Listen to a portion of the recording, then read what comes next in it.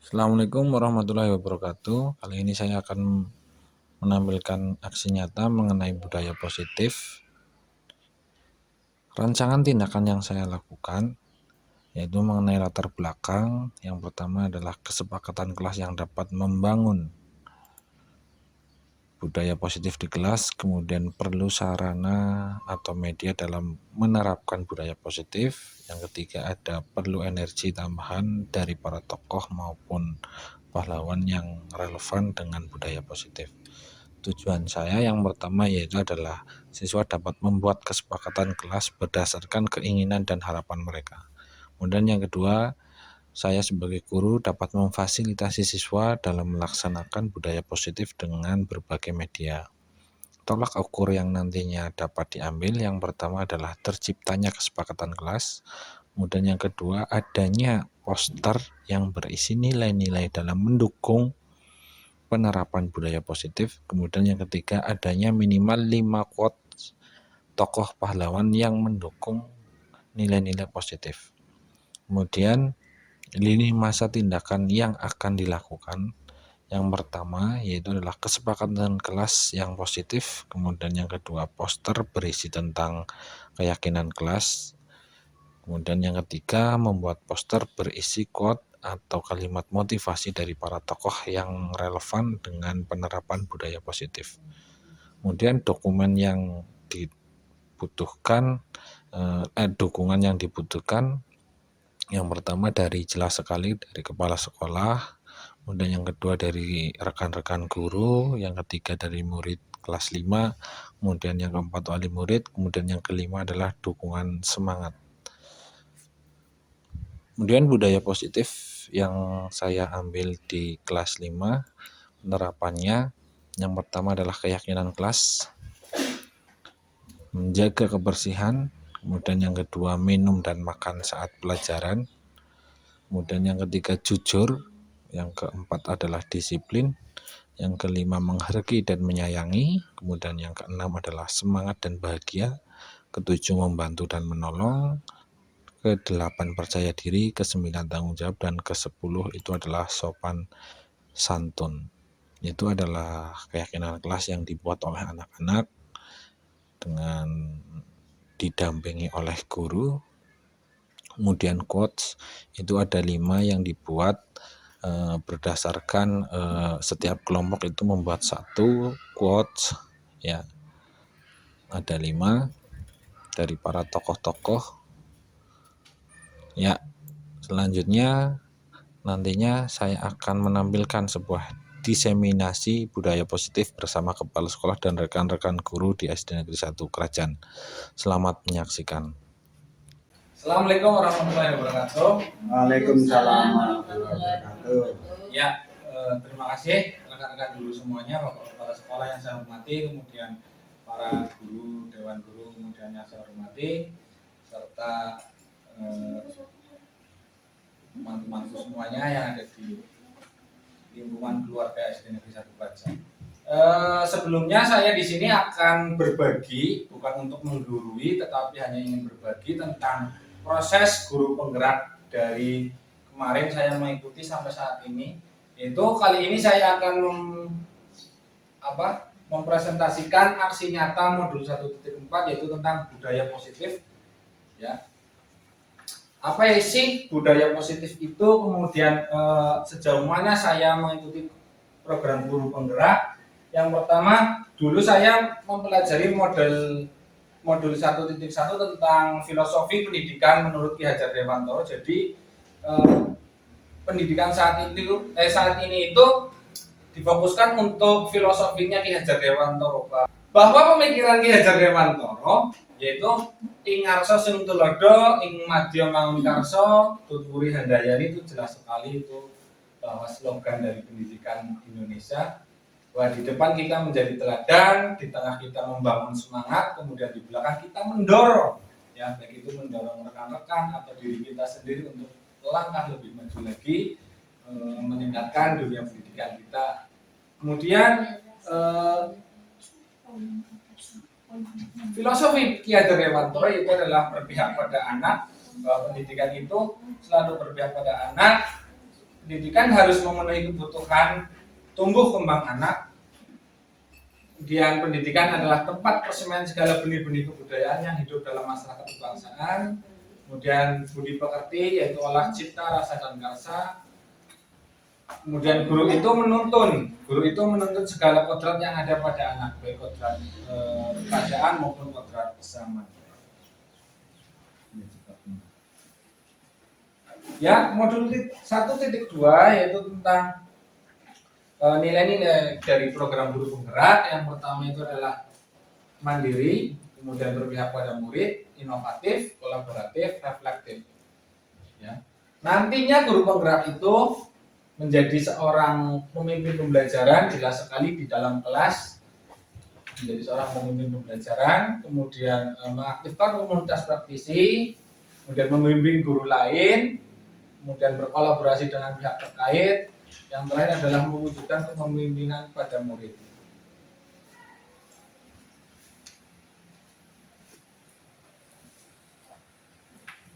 Visi mengenai guru penggerak modul 1.3 yaitu tentang imajiku tentang muridku di masa depan. Nantinya saya mengharapkan di masa depan itu murid saya itu yang pertama itu dapat meraih impiannya, entah itu menjadi seorang petani yang sukses ataupun menjadi seorang pilot atau menjadi seorang tenaga karyawan yang nantinya dapat membahagiakan dirinya sendiri maupun keluarga.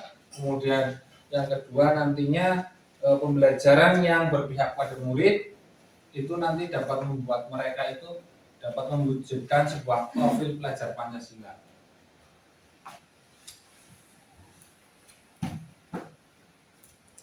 Kemudian yang keempat adalah budaya positif. Yang kali ini akan saya bahas mengenai budaya positif. Ya, budaya positif di sekolah sangatlah penting untuk mengembangkan anak-anak yang memiliki karakter yang kuat sesuai profil pelajar Pancasila. Nanti kita saksikan video yang akan kita ambil. Ya, kali ini saya akan menampilkan budaya positif tentang 5 posisi kontrol mengenai perilaku siswa. Bagaimana sikap guru untuk menangani perilaku yang yang dilakukan oleh siswa menurut kita itu negatif. Bagaimana 5 posisi kontrol tersebut, kita saksikan video berikut.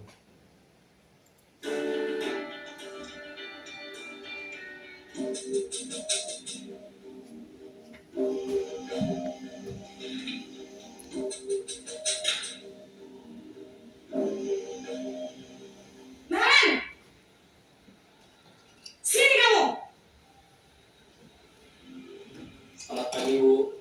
Selalu terlambat. Kamu deh, pasti terlambat. Maaf, Bu. Saya Apa? Apa coba? Alasan kamu apa lagi? Kapan sih kamu tidak terlambat? Malas sekali ya kamu jadi anak. saya Dasar pemalas. Gak kapok-kapok sih kamu. Sudah berapa kali terlambat? Sana, kamu keliling lapangan basket 2 kali. kenapa saya harus keliling lapangan basket, Bu? Kenapa? Kamu melawan ibu? Berani-beraninya jawab. Sudah terlambat, masih berani jawab pula. Sekarang, keliling lapangan basket 5 kali sekalian, biar kapok. Cepat, pergi sana ke lapangan basket.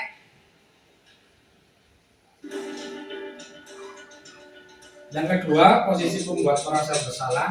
Jadi siswa itu nantinya merasa bersalah karena atas tindakannya yang dilakukan. Naren,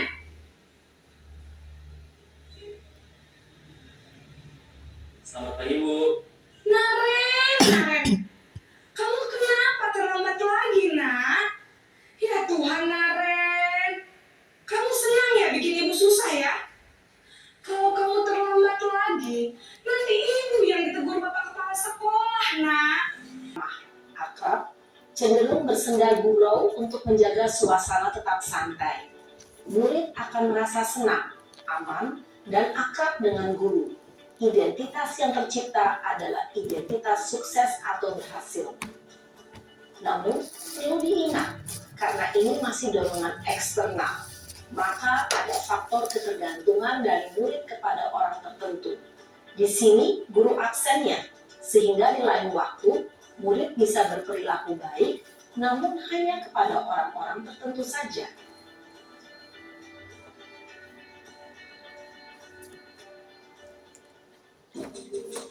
Ini yang keempat, posisi memantau, hanya memantau saja untuk memonitor.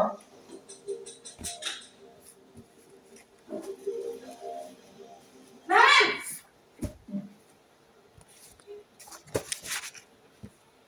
Selamat pagi, Bu. Naren, apa peraturan sekolah kita tentang jam berapa kita harus masuk sekolah, nak? Kita harus di sekolah jam 7, Bu. Iya, betul. Sekarang sudah jam 7.20. Naren sudah tahu konsekuensinya jika terlambat hadir. Paham, Bu? Saya harus tinggal kelas pas jam istirahat selama 20 menit. Iya, benar. Konsekuensinya demikian. Jadi nanti jam 9.30 pas istirahat, kamu harus tinggal di kelas, kerjakan tugas tambahan untuk ketertinggalan kamu, ya? Baik, Bu. Posisi pemantau mengandalkan penghitungan atau data untuk mengontrol murid. Guru mengarahkan murid berdasarkan peraturan dan konsekuensi. Seorang pemantau menunjukkan bahasa tubuh dan ekspresi wajah yang datar dan cenderung formal. Yang kelima, yang terakhir itu adalah posisi sebagai seorang manajer. Guru itu sebagai seorang manajer terhadap siswanya.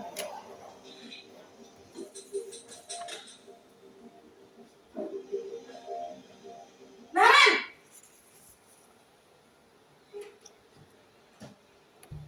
Selamat pagi, Bu. Selamat pagi, Naren. Maaf, Bu.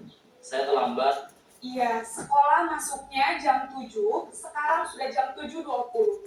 Jadi sekarang bagaimana ini, Naren? Maaf, Bu. Saya lupa setel alarm saya semalam. Baiklah, menurut kamu, keyakinan sekolah yang mana yang perlu kamu tingkatkan? Menghargai diri sendiri dan orang lain mungkin ya, Bu. Setuju. Jadi, apakah Naren meyakini prinsip saling menghormati tersebut? Iya, Bu. Saya meyakininya. Apakah Naren bersedia memperbaiki masalah keterlambatan ini? Bersedia, Bu. Bagaimana kamu akan perbaiki masalah keterlambatan ini? Saya akan coba untuk tidak lupa menyetel alarm saya, Bu. Baik, kalau Naren lupa menyetel alarm di rumah, ada orang yang kira-kira bisa bantu mengingatkan tidak? Ada, Bu. Kakak saya, Kak Emma. Ada lagi selain Kak Emma? Selain Kak Emma, ada ibu saya. Baik, jadi yang mengingatkan Naren adalah Kak Emma dan ibu kamu ya? Kira-kira akan mulai setel alarm kapan nih, Naren? Setelah pulang sekolah, akan segera saya lakukan. Baik, jadi Naren akan setel alarm untuk bangun besok pagi dan akan diingatkan oleh kakak dan ibunda Naren ya. Ada lagi yang mungkin perlu dilakukan, Naren, agar tidak terlambat bangun lagi. Tidak ada, Bu. Baik, Naren. Terima kasih untuk kerjasama kamu. Sekarang kamu perlu kembali ke kelas untuk belajar. Baik, Bu. Terima kasih. Posisi manajer adalah posisi kontrol yang disarankan untuk membimbing murid memiliki sikap disiplin yang positif, yaitu murid yang mandiri, bertanggung jawab, dan dapat memecahkan masalah. Tujuan dari posisi ini adalah agar murid dapat berefleksi atas tindakannya. Guru akan dengan tulus memberikan pertanyaan-pertanyaan bermakna, sehingga membuat murid dapat belajar dari kesalahannya dan mencari sebuah solusi untuk menyelesaikannya. Ibu dan Bapak guru hebat, setelah mengamati adegan kelima posisi kontrol tadi, kira-kira posisi mana yang paling ideal? Posisi mana yang dapat menunjang motivasi intrinsik murid? Ya, tentu posisi manajer. Posisi ini memang posisi ideal yang ingin dituju setiap pendidik. Pada posisi inilah, guru dapat menerapkan disiplin positif yang berpihak pada murid, yang memerdekakan murid. Perjalanan seorang pendidik tentunya tidak mudah untuk sampai pada posisi seorang manajer. Namun, tujuan kita pasti, yaitu menciptakan murid-murid yang mandiri, merdeka, dan bertanggung jawab. Semoga penggambaran 5 posisi kontrol yang telah diperlihatkan ini dapat menjadi ajang refleksi bagi kita semua, agar dapat terus mengasah dan menerapkan disiplin positif yang memerdekakan murid. Mari terus berlatih dan bersemangat. Selamat menerapkan. Salam dan bahagia, Ibu dan Bapak Guru hebat. Ya, kali ini dalam rancangan tindakan aksi nyata dalam penerapan budaya positif di SD Negeri 1 Prajan. Yang pertama, saya itu bertujuan untuk nantinya siswa dapat membuat kesepakatan kelas. Jadi nanti siswa itu di kelas saya, di kelas 5, itu nanti dapat membuat kesepakatan kelas yang nantinya bisa tersusun, kemudian berdasarkan keinginan dan harapan mereka.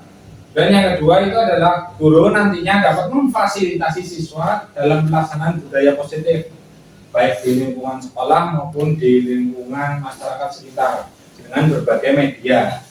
Kemudian tolak ukurnya, yang pertama itu adalah terciptanya kesepakatan kelas atau keyakinan kelas. Kemudian yang kedua, adanya minimal 5 poster. Nanti di kelas 5 itu ada 5 poster yang berisi nilai-nilai dalam mendukung penerapan budaya positif. Kemudian yang ketiga, adanya minimal 10 quotes atau tokoh, monggo silakan, tokoh pahlawan yang mendukung nilai-nilai positif. Kemudian dukungan yang dibutuhkan itu jelas sekali Bapak Kepala Sekolah, kemudian rekan-rekan guru, kemudian murid, kemudian wali murid, dan yang terakhir adalah dukungan dari diri sendiri, yaitu semangat. Kemudian ini masa tindakan yang akan dilakukan. Yang pertama, kesepakatan kelas itu yang positif, kemudian poster berisi tentang budaya positif, kemudian yang ketiga membuat poster berisi quote atau kalimat motivasi. Dan alhamdulillah untuk keyakinan kelas kali ini saya sudah membuatnya dengan kesepakatan kelas yang ada di kelas 5. Ini contohnya untuk keyakinan kelasnya. Jadi anak-anak itu membuat keyakinan kelas itu atas dasar mereka sendiri, keinginan mereka sendiri. Yang pertama itu adalah menjaga kebersihan, jelas sekali, baik itu di lingkungan kelas maupun di lingkungan sekolah. Menjaga kebersihan itu wajib agar lingkungan menjadi bersih. Kemudian yang kedua, minum dan makan saat pelajaran. Nah, mereka ingin itu adalah minum dan makan saat pelajaran. Jadi di saat pelajaran mereka itu sambil ngemil, sambil makan itu boleh. Jadi terserah mereka sendiri. Kemudian yang ketiga itu jujur jelas sekali jujur. Kemudian yang keempat disiplin. Yang kelima itu adalah menghargai dan menyayangi. Kemudian yang keenam itu semangat dan bahagia. Jadi untuk semangat dan bahagia itu setiap pembelajaran dimohon untuk selalu bahagia dan selalu semangat agar materi yang disampaikan itu selalu tertanam dalam pemikiran mereka. Kemudian yang ketujuh ada membantu dan menolong, 8 percaya diri, 9 tanggung jawab, ke-10 itu adalah sopan santun. Ya, yang pertama mengenai quotes atau kata-kata mutiara dari para pahlawan atau tokoh-tokoh yang ada di dunia. Yang pertama itu adalah Insinyur Soekarno. Saya bersama siswa mencari quotes atau kata-kata mutiara dari Insinyur Soekarno, yaitu adalah gantungkan cita-citamu setinggi langit, jika engkau jatuh, engkau akan jatuh di antara bintang bintang. Ya, diharapkan nanti dari kata-kata mutiara ini nanti siswa dapat berpikir bagaimana caranya pola pikirnya nanti ke depan dapat menjadi anak-anak yang sukses. Kemudian yang kedua ada kata dari Thomas Alva Edison.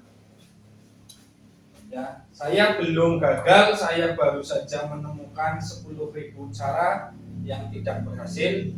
Itu dari Thomas Alva Edison. Kemudian yang ketiga ini dari Benjamin Franklin. Demi kebaikan bersama, biasakan tepat waktu. Anda mungkin menunda, namun waktu tidak. Jadi Anda mungkin menunda namun waktu tidak. Jadi waktu itu selalu berjalan. Jadi apa yang kita kerjakan jangan ditunda-tunda, selalu langsung dikerjakan biar nantinya tidak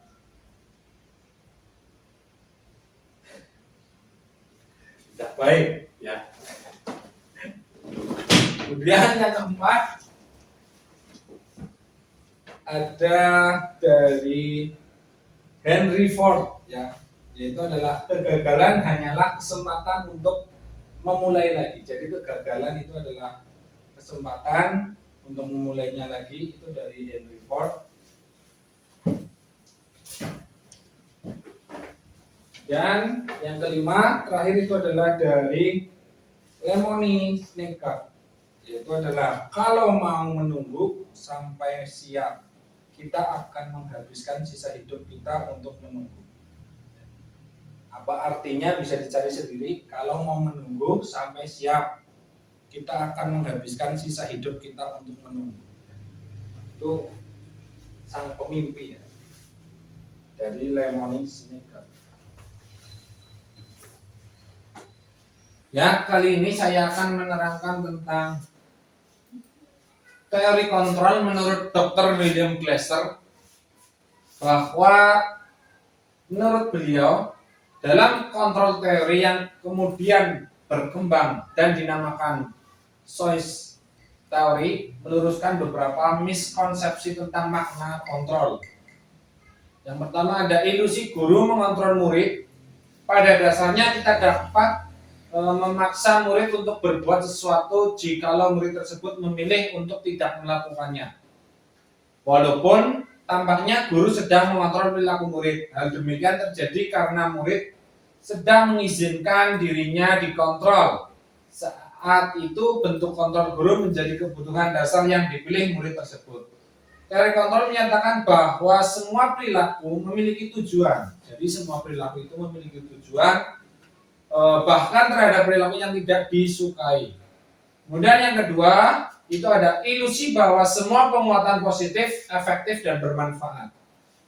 Penguatan positif atau bujukan pada murid, itu adalah bentuk-bentuk sebuah kontrol, usaha yang mempengaruhi murid agar mengulangi suatu perilaku tertentu, ya, suatu usaha untuk mengontrol murid tersebut dalam jangka waktu tertentu. Kemungkinan murid tersebut akan menyadarinya dan mencoba untuk menolak bujukan kita, atau bisa jadi murid tersebut menjadi tergantung pada pendapat sang guru untuk berusaha. Kemudian yang ketiga ada ilusi bahwa kritik dan membuat orang merasa bersalah dapat menguatkan karakter. Jadi adanya ilusi bahwa kritikan dan membuat orang merasa bersalah itu dapat menguatkan karakter bagi murid. Yaitu menggunakan kritik dan rasa bersalah untuk mengontrol murid menuju pada identitas yang gagal. Mereka belajar untuk merasa buruk tentang diri mereka.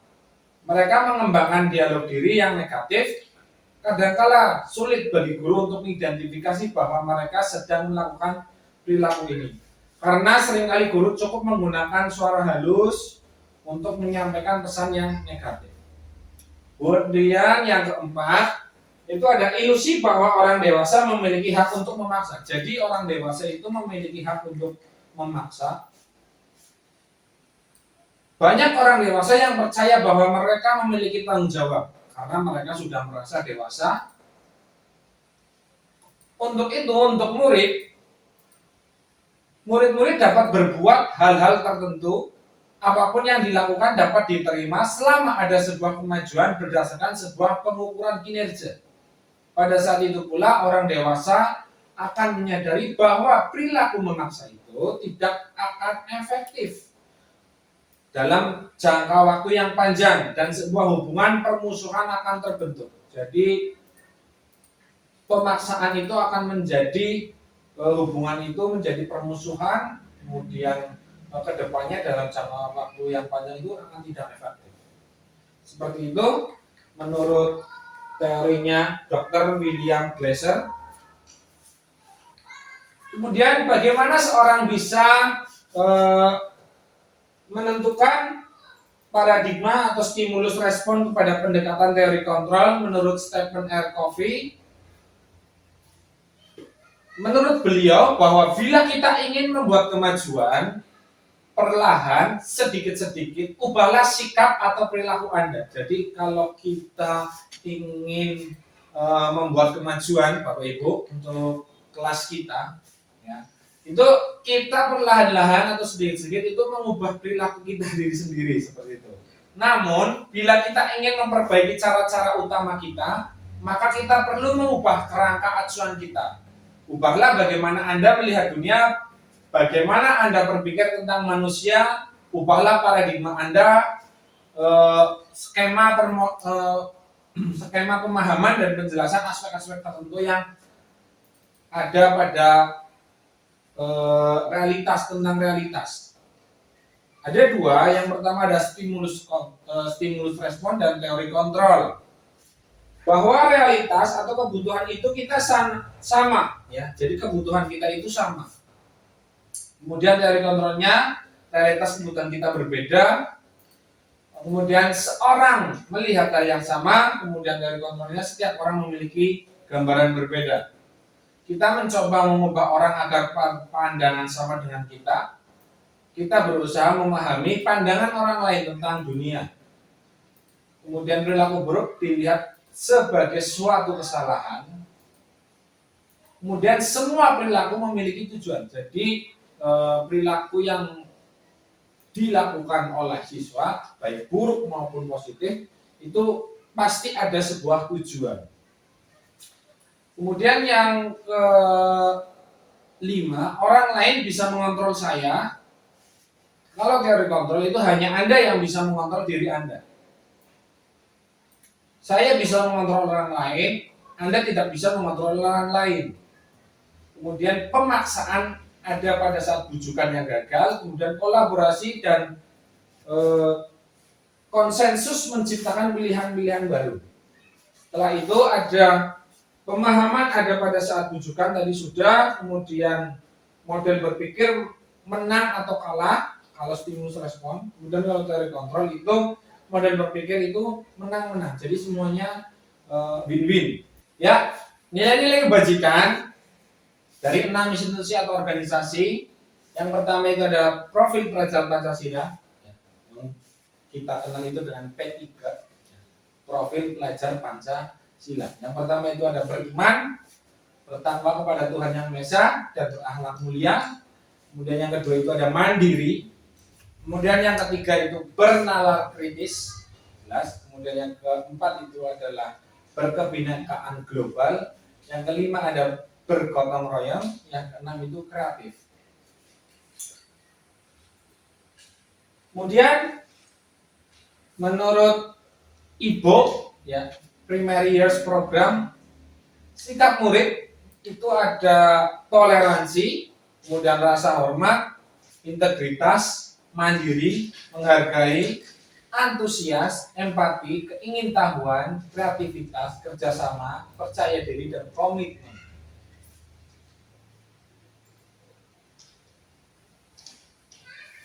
Menurut 9 pilar karakter, yang pertama itu ada cinta Tuhan dan segenap ciptaannya. Yang kedua ada kemandirian dan tanggung jawab.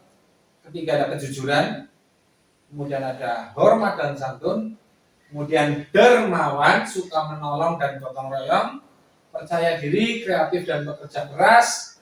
Kemudian kepemimpinan dan keadilan. Baik dan rendah hati. Kemudian toleransi, kedamaian dan kesatuan. Itu menurut 9 pilar karakter ini.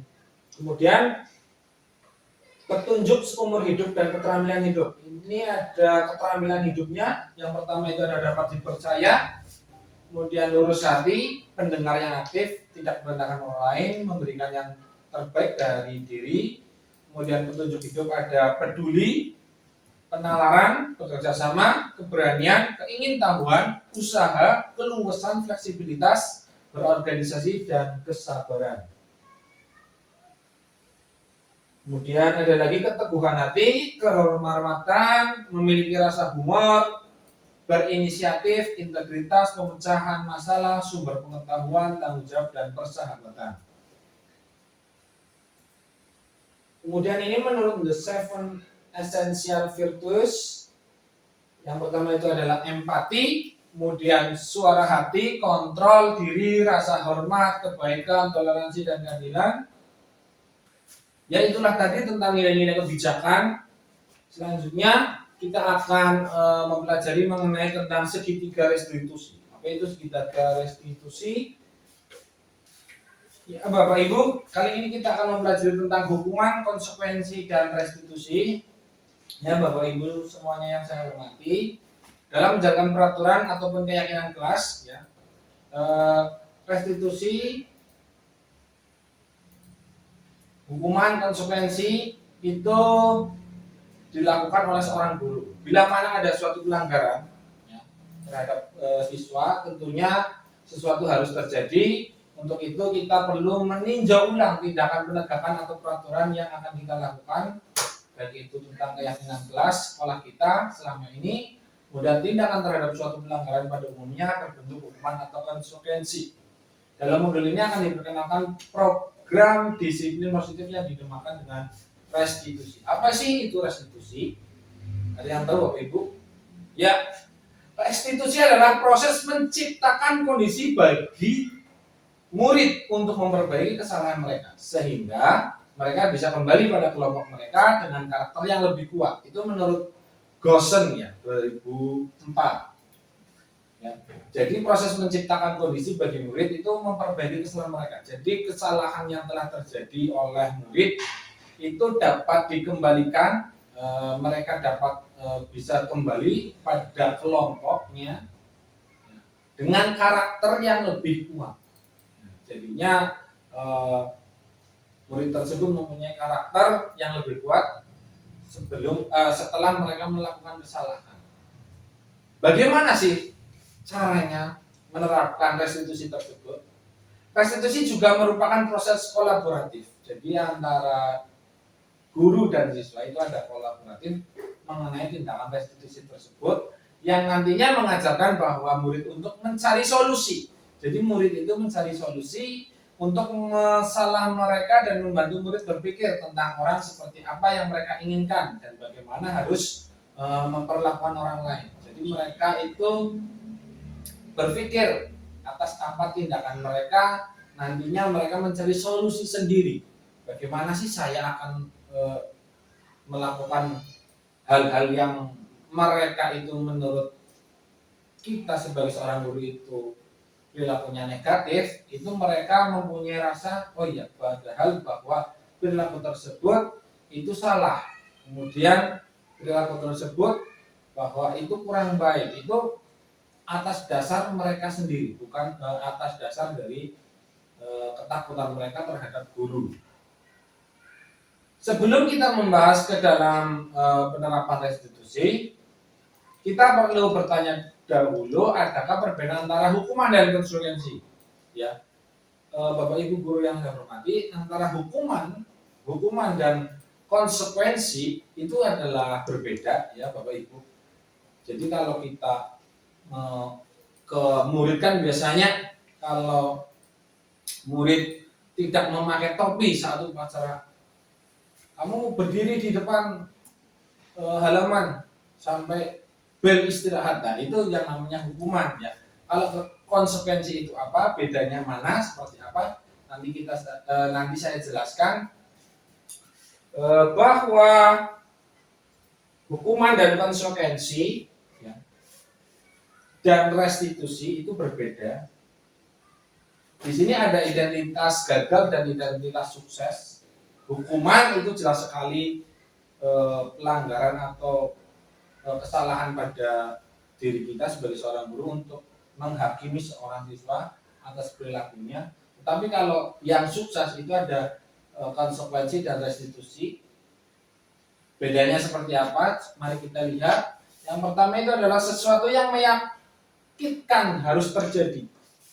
Ya, segala sesuatu yang menyakitkan pada siswa harus terjadi, itu yang namanya hukuman. Kalau konsekuensi itu sesuatu harus terjadi. Kemudian kalau restitusi merupakan pilihan. Nah, Kemudian kalau tindakan nyaman untuk murid anak untuk jangka waktu yang panjang, kemudian kalau konsekuensi itu tidak nyaman untuk murid anak untuk jangka waktu pendek. Kalau hukuman itu jangka waktunya panjang, jelas sekali murid merasa bersalah, kemudian menjadi pendiam, menjadi ketakutan, itu akibat efek dari hukuman. Kalau konsekuensi itu jangkanya pendek, ya. Tapi murid itu merasa tidak nyaman atas konsekuensinya.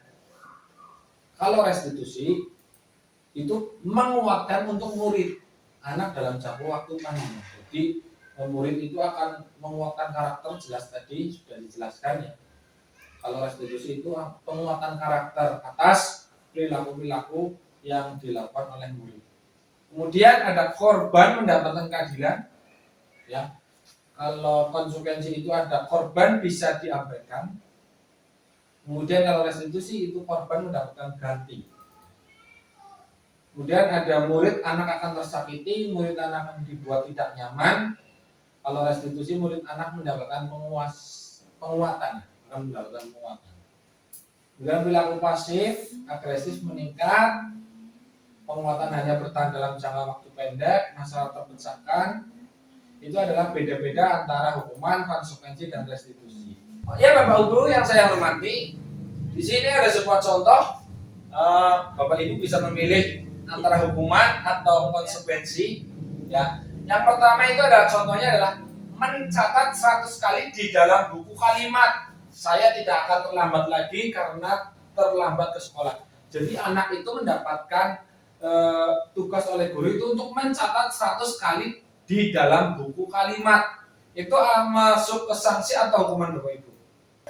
Maksudnya sanksi atau hukuman ya? Sanksi. Oh, sanksi. Ya, coba kita lihat maksudnya sanksi atau hukuman. Oh iya, betul sekali, tepuk tangan. Ya, itu maksudnya ke sanksi ya. Kemudian lari mengelilingi lapangan basket 2 kali karena terlambat hadir sekolah. Lari mengelilingi lapangan basket 2 kali karena terlambat hadir sekolah. Sanksi atau hukuman? Hukuman. Hukuman, coba kita lihat. Iya, betul sekali. Karena dia terlambat ke datang sekolah, dia mendapatkan hukuman lari. Nah, itu hukuman. Karena jangka waktunya itu panjang, kemudian dapat membuat rasa murid tersebut itu bersalah, mendendam, kemudian marah karena atas perbuatannya tersebut. Kemudian yang ketiga contohnya Bapak Ibu, di sini ada membersihkan coretan yang dibuatnya di meja tulis. Membersihkan coretan yang dibuatnya di meja tulis, hukuman atau sanksi? Berarti konsekuensi ya? Ya, hukuman, sanksi atau konsekuensi? Berarti konsekuensi. Coba kita lihat. Ya, membersihkan coretan yang dibuat. Ya, jadi itu adalah konsekuensinya jika anak mencoret-coret, nah itu tembok, dinding, kemudian meja, itu konsekuensinya mereka harus membersih. Jadi itu konsekuensi, bukan hukuman. Selanjutnya di sini ada murid diminta untuk push up. Nah, murid diminta untuk push up 15 kali karena tidak menggunakan masker ke sekolah. Hukuman atau konsekuensi, sanksi? Ayo. Hukuman ya, coba kita lihat. Iya, betul sekali, hukuman ya. Terus kemudian yang kelima, menggantikan kertas tugas teman yang telah dicoret-coret. Menggantikan kertas tugas teman. Konsekuensi. Iya, konsekuensi ya, seperti tadi ya. Ya, konsekuensi.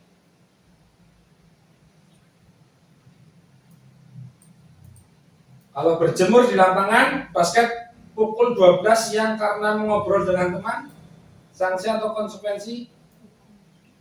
Hukuman. Hukuman. Iya, hukuman. Sudah paham ya Bapak Ibu? Terima kasih. Iya, kali ini saya menjelaskan tentang dari motivasi, hukuman dan penghargaan restitusi. Sekarang saya akan menjelaskan tentang segitiga restitusi. Bagaimana caranya jika terjadi pada murid Bapak Ibu yang telah melakukan perilaku yang negatif, caranya seperti apa. Ya, saya akan memperlihatkan sebuah video tentang penerapan segitiga restitusi pada peserta didik Bapak Ibu. Mohon disimak ya.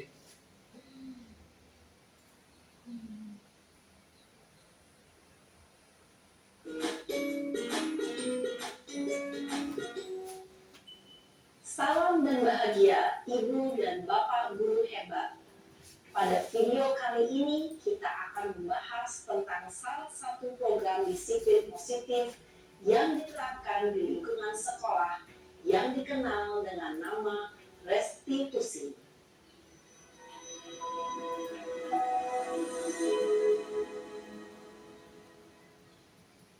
Restitusi dikembangkan oleh pakar pendidikan Diane Gosson, berlandaskan pada teori kontrol Dr. William Glasser.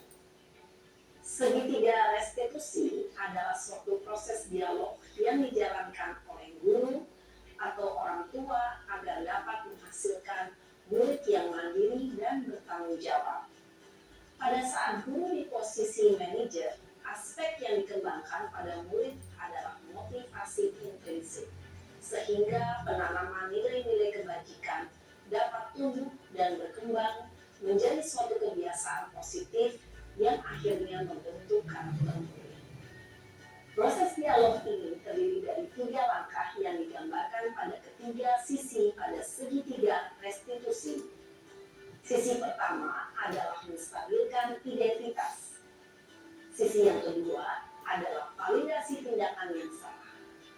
Dan sisi yang ketiga adalah menanyakan keyakinan. Ibu dan Bapak guru, berikut ini akan ditunjukkan bagaimana seorang guru berada dalam posisi manajer menggunakan penerapan segitiga restitusi.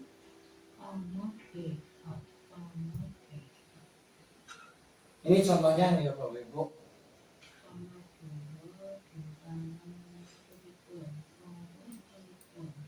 Siang Sarah, Siang Pak. sudah lama nggak ketemu Sarah? Kenapa hari ini ada di sini? Kesel Pak, kesel banget. Masa aku dikatain tukang fitnah Pak? Ya aku marah lah. Aku balik ngatain Eka di depan kelas. Kesel banget. Oh begitu. Ya pasti kamu marah dan kesal. Bapak juga akan marah apabila ada yang menuduh Bapak seperti itu. Kemudian pada saat itu kamu mau melakukan apa? Ya saya langsung ngatain Eka lah Pak. Kesel banget. Saya bentak-bentak dia depan teman-teman lain. Oh begitu. Pasti kamu melakukan seperti itu karena suatu alasan tertentu kan? Iyalah, masa saya diam saja Pak? Ya saya bela diri lah. Masa saya dituduh tukang fitnah? Ya wajar lah. Mempertahankan harga diri itu sesuatu yang penting buat kamu. Untung kamu tidak bertindak lebih gegabah lagi. Hanya membentak-bentak. Iya Pak. Untung saya masih bersabar dan hanya membentak saja. Sudah gemes padahal. Saya pasti bela diri lah. Ya pasti ya. Tapi kamu memilih untuk tetap bertahan dan bersabar. Kamu memilih untuk tidak berbuat lebih parah lagi. Iya. Nah, sekarang coba kita lihat lagi. Tindakan kamu yang bentak-bentak Eka di kelas. Tindakan kamu itu kira-kira sesuai dengan keyakinan kelas atau prinsip kamu tidak? Enggak lah Pak. Capek Pak jadi pemarah. Jadi keyakinan atau prinsip mana yang sesuai dengan keinginan kamu? Ya, saya sebenarnya sangat menghargai orang lain. Mungkin saat itu saya menjadi emosi, jadi tidak menunjukkan sikap itu. Kamu meyakini tidak? Menghargai orang lain itu penting buat kamu. Yakinlah Pak. Iya, setuju. Kita harus saling menghargai. Namun, ada juga keyakinan yang kita sepakati yang perlu kita jalankan apabila kita sedang marah, bukan? Ya, saya bisa lebih proaktif, mulai dengan diri sendiri. Saya bisa jadi lebih bersabar, mengambil waktu jeda untuk berpikir mau apa selanjutnya. Kira-kira kamu bersedia memperbaiki masalah ini tidak? Bersedia Pak. Kalau kamu memperbaiki masalah ini, kamu akan menjadi orang seperti apa? Saya akan menjadi orang yang bertanggung jawab kali ya Pak. Dan senantiasa proaktif. Iya, menurut kamu bagaimana rasanya menjadi orang seperti itu? Ya nyaman lah, bangga bisa bersabar dan menahan diri. Baiklah kalau begitu. Yuk kita pikirkan bagaimana memperbaiki masalah ini.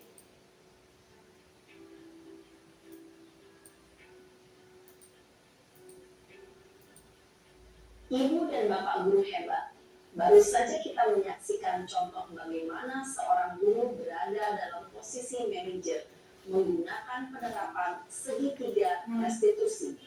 Mari kita bahas satu persatu. Pada sisi pertama, menstabilkan identitas berdasarkan pada prinsip bahwa membuat kesalahan adalah bagian dari proses pembelajaran. Sisi pertama dari segitiga ini berperan menggeser identitas murid dari identitas gagal ke identitas sukses. Murid yang sedang bertingkah laku yang tidak pantas atau menarik diri saat itu sedang mengalami identitas gagal. Bila kita mengkritiknya, maka posisinya tidak akan berubah. Kita bisa mengajukan pernyataan-pernyataan ini. 1. Membuat kesalahan sesuatu yang wajar. 2. Manusia tidak ada yang sempurna. 3. Kita bisa memperbaiki masalah ini. 4. Saya tidak menanyakan kesalahannya. Saya lebih fokus bagaimana memperbaiki masalah ini. 5. Apakah saat ini kamu tengah menjadi orang yang baik untuk dirimu sendiri? Pada sisi kedua, validasi tindakan yang salah berlandaskan pada prinsip bahwa setiap perilaku berupaya memenuhi suatu kebutuhan tertentu. Guru yang telah memahami teori kontrol akan bergeser dari pemikiran stimulus respon menjadi proaktif dan mencoba untuk mengenali tujuan dari perilaku murid, mengenali dan mengakui kebutuhan murid ini dapat memperbaiki hubungan dengan murid tersebut. Pernyataan atau pertanyaan bisa disampaikan dengan nada suara tidak menghakimi atau memojokkan, sehingga dapat mengembalikan murid pada posisi positif. 1. Kamu bisa saja bertindak lebih gegabah lagi dari ini. 2. Kamu bukan melakukannya tanpa suatu alasan tertentu. 3. Kamu melakukannya karena mempertahankan sesuatu yang penting bagimu. 4. Mungkin kamu bisa mempelajari suatu perilaku baru yang lebih efektif. Bersediakah kamu mempelajarinya? Selanjutnya, kita akan simak sisi terakhir, yaitu menanyakan keyakinan. Teori kontrol menyatakan bahwa pada dasarnya kita termotivasi secara intrinsik. Pada saat perilaku yang salah telah divalidasi dan identitas sukses telah stabil, maka murid telah siap mengaitkan keyakinan-keyakinannya dengan tindakannya yang salah, dan pemikirannya telah bergeser ingin menjadi orang yang dituju. Pertanyaan-pertanyaan ini dapat mengaitkan keyakinan-keyakinan yang dianut murid. 1. Sebagai keluarga atau kelas, apa yang kita yakini? 2. Nilai-nilai apa yang telah kita sepakati? 3. Seperti apa gambaran sebuah kelas yang ideal bagi kamu? 4. Kamu ingin menjadi orang seperti apa?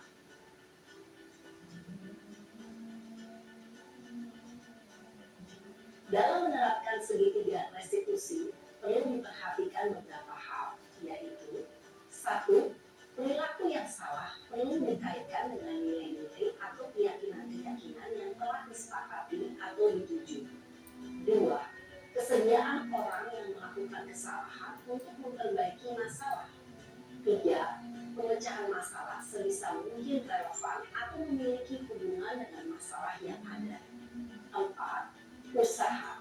Perlu adanya suatu usaha perbaikan dari pihak yang berbuat kesalahan. 5. Waktu. Perlu didedikasikan waktu dari pihak yang berbuat kesalahan. Tanyakan kapan akan mulai dilakukan usaha untuk memperbaiki masalah.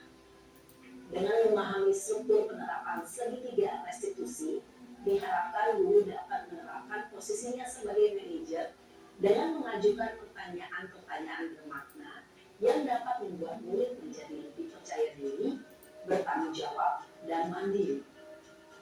Nah, Ibu Bapak Guru perlu tidaknya mengikuti ketiga tahapan dalam segitiga restitusi bergantung pada ringan beratnya suatu permasalahan. Misalnya, bila permasalahan tersebut ringan, maka tidak perlu dijalankan secara berurutan. Bahkan bisa semudah menanyakan apa keyakinan yang kita sepakati.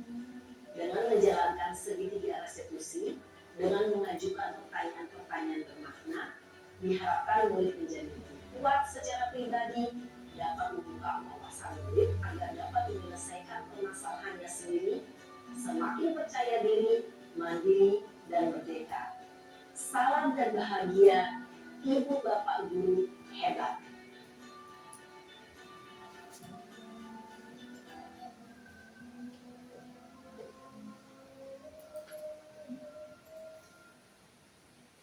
Ya, setelah kita melihat video tadi tentang segitiga restitusi, terdapat tiga sisi dari segitiga restitusi tersebut. Yang pertama itu adalah menstabilkan identitas, kemudian yang kedua ada validasi tindakan yang salah, kemudian yang ketiga ada menanyakan keyakinan. Yang bahwa segitiga restitusi itu menuntut kita sebagai seorang guru itu untuk saling berkomunikasi, saling berkolaborasi dengan siswa, bahwa tindakan yang mereka lakukan, yang dilakukan oleh siswa, meskipun tindakan itu salah, ya kita dapat membuat kesepakatan tersebut dengan siswa.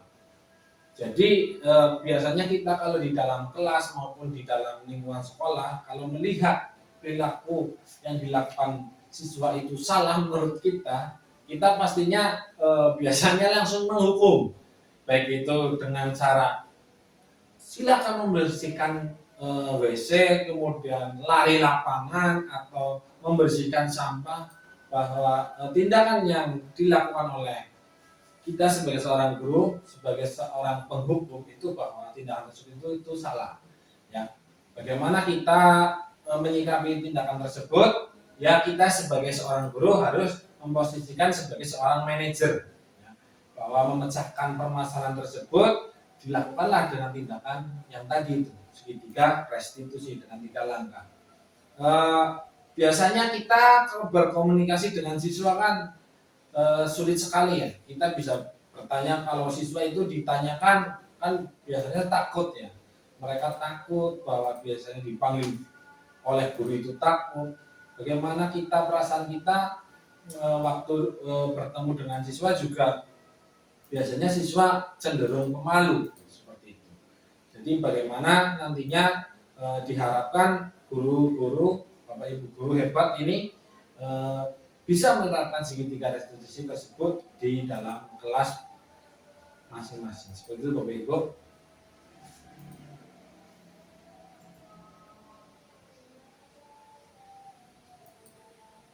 Ya, setelah tadi melihat video tentang segitiga restitusi, saya juga pernah melakukan segitiga restitusi. Sebagai contoh, saya melakukan segitiga restitusi pada murid saya sendiri. Bisa nanti kita lihat bagaimana langkah-langkahnya, bagaimana cara-caranya. Selamat menyaksikan Bapak Ibu.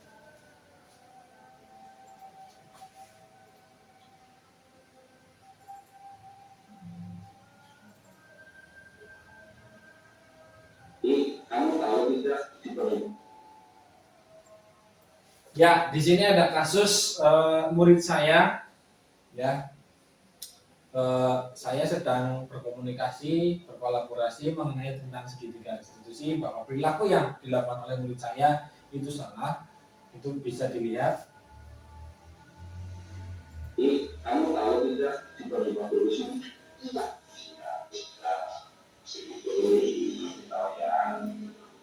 kemarin kamu tidak masuk ekstrakurikuler, tidak ikut, itu kenapa? Karena aku diajak dengan bermain dengan Oh, cuma bermain di udara aja satuan.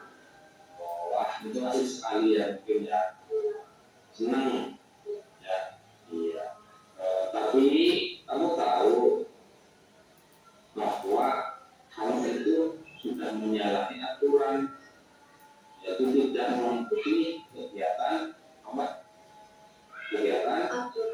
ya aturan kegiatan ekstrakurikuler. Ya, kamu sudah sesuai dengan aturan tersebut atau tidak? Iya, tidak. Oh, karena harus berat. Ya, sekarang apa yang harus kamu lakukan setelah kejadian ini? Ya, ya, kita makan, waktu makan, kemudian besok jangan diulang lagi ya. Iya, sudah sana masuk ke kelas.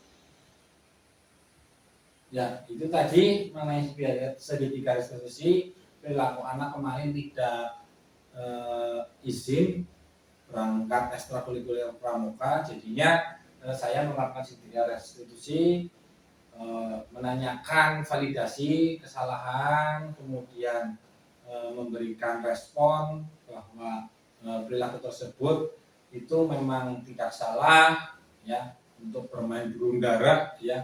Makanya anak kan mereka ingin bebas, ingin bermain, itu adalah sebuah sifat atau perilaku yang dimiliki oleh manusia, bahwa menginginkan kebebasan, bermain, kemudian ingin diperhatikan, itu jelas sekali.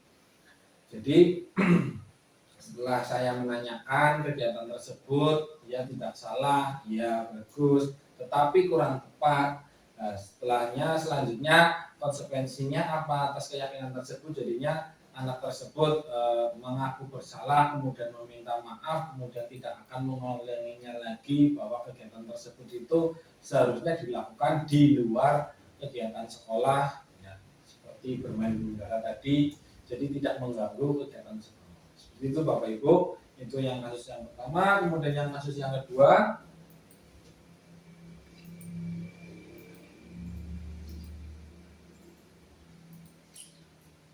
Kamu tahu di balik waktu berapa? Tidak tahu. Jadi ini Pak Bupati karena waktu tadi melihat kamu membuang sampah sembarangan. Ya, waktu kamu tadi jajan, itu setelah selesai jajan, plastiknya kamu buang.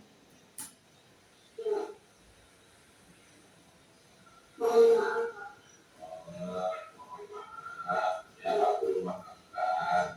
Apakah dengan mohon maaf itu masalah kamu selesai? Tidak, Pak. Iya.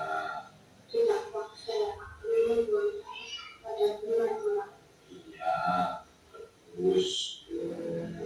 Tindakan yang kamu lakukan benar atau salah? Salah. Iya, salah. Ya, setiap orang itu pasti menginginkan kebersihan lingkungan. Lingkungan menjadi bersih, menjadi rapi, itu membuat nyaman belajar teman-teman, Rizky, Pak Guru, guru, ya. Jadi kalau membuang sampah itu harus pada tempatnya. Terus Rizky mau bilang apa? Rizky tidak akan mengulangi lagi. Iya, bagus. Ya. Iya, Pak. Terima kasih. Sana masuk ke kelas lagi. ya, itu kasus yang kedua mengenai membuang sampah sembarangan. Ya seperti itu Bapak Ibu tentang mengenai segitiga restitusi. Jadinya jika melihat peserta didik melakukan kesalahan, jangan buru-buru kita menjustis atau langsung menghukum murid kita, ya. Lebih baik kita tanyakan dulu, kita gunakan segitiga restitusi dengan posisi kita itu sebagai seorang manajer, ya. Kemudian kita selalu berkomunikasi dengan siswa, ya, bahwa perilaku yang dilakukan siswa itu menurut kita itu salah, tetapi bukan bahwa perilaku yang dibuat oleh siswa itu pasti memiliki suatu tujuan. Tidak ada perilaku yang dilakukan siswa itu tidak ada tujuannya, pasti ada tujuannya. Untuk itu kita sebelum kita menghakimi atau menjustis siswa tersebut, tentunya kita tanyakan terlebih dahulu. Biasanya komunikasi-komunikasi yang kita jalin dengan siswa tentunya nanti dapat membuat karakter siswa tersebut lebih baik lagi sesuai apa yang kita harapkan. Terima kasih Bapak Ibu. Ini tentang segitiga restitusi. Selanjutnya